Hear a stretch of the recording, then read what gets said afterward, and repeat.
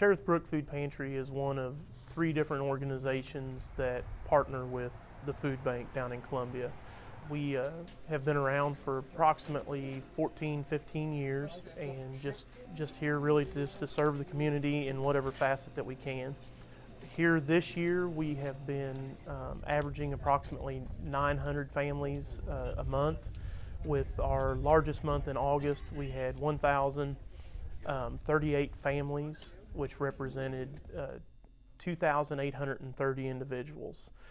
So it's been a pretty good increase. Last year we averaged right around 830 to 850 families a month and stuff. So we're just here to share hope that even though people might be going through a hard time, there's people that care, and then we obviously provide the service of giving food. Our partnership with the food bank in Columbia started with a phone call from the director, Peggy Kirkpatrick, to our lead pastor here at Family Life Fellowship, asking that, would you please provide a service for a food pantry? And our immediate response was, let us pray about it, because at first we didn't want to do it, just to be honest. But when we did, we just really saw the need. With that partnership comes approximately 90% of our food has always come from the food bank in Columbia. And so the work that they do has just been phenomenal. Great people to work with.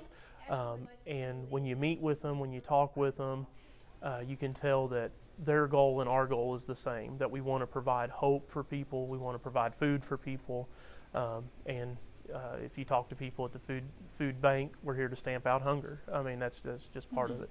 Once a month, we provide them a report of how many people that are coming through, how many are providing different kinds of support that, like SNAP or food stamps, TANF,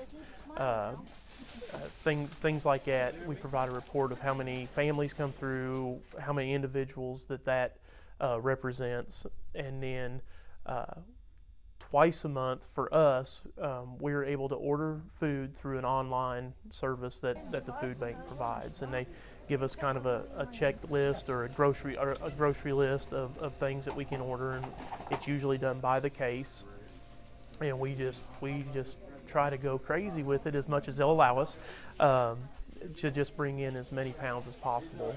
Just Monday this week, we received a truckload of 40,000 pounds. Most of it that we ordered, and then any extra room on the truck, we get fresh produce, or an extra pallet of frozen goods or refrigerated goods, whatever that our facility can hold.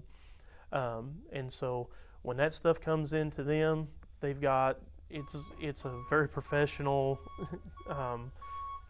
I don't even know, program way that it flows. The donations come in, and then they start to divvy out the weight to different pantries based on, I believe, need and what the footprint or reach of each pantry is.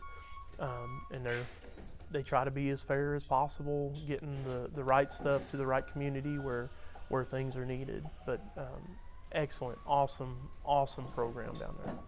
When you talk to the people in the lines, the one question that we always get, because they know when our trucks come in, so the one question we get most of the time is there meat in the freezer?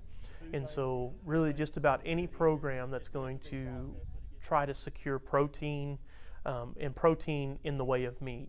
You can get protein in many different ways, but it's honestly, it's just a little more enjoyable when it comes in ground meat or something of that facet, ham, different things like that. And so what Invest an Acre is to our pantry is meat in the freezer.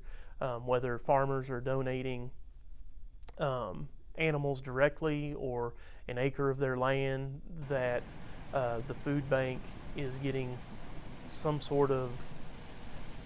something else where the food bank can focus some of their funds on bringing meat in, whatever the case may be. There's a lot of different balances there, but when that farmer goes into the grain elevator and says, hey, this acre is going to Invest an Acre, don't cut this check to me, cut it to Central Missouri Food Bank, or the Food Bank of Northeast and Central Missouri. for us, that turns into pounds of meat. And when you have 1,000+ families coming through each month, and some of these families, I've got families of 10 and 13 individuals in one house. A pound of meat may not seem like it would go very far, but if you've ever been in a place where you haven't had meat, that pound of meat is something special. It's really easy to be able to support a local food pantry or the food bank of Northeast and Central Missouri. Every once in a while, once a month, once a quarter, you can look in your pantry, and we all have those canned goods that we're keeping, but we probably really won't eat. Well, somebody will. And I know it seems like, well, this canned good might have cost me 20 cents. Well, when you're trying to decide whether to buy medicines or put a gallon of gas in your car so that you can make it to the food pantry, that 20 cents adds up quick.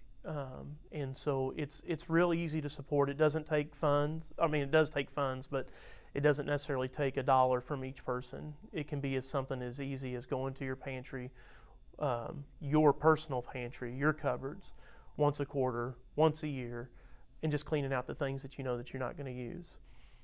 If you do have the finances to be able to support, I'm going to encourage you to send that dollar to the food bank of Northeast and Central Missouri. They can do more with $1 than what you would ever think is possible, and that means that somebody in my line, in our line, is going to have that much more food, and that means the world to me.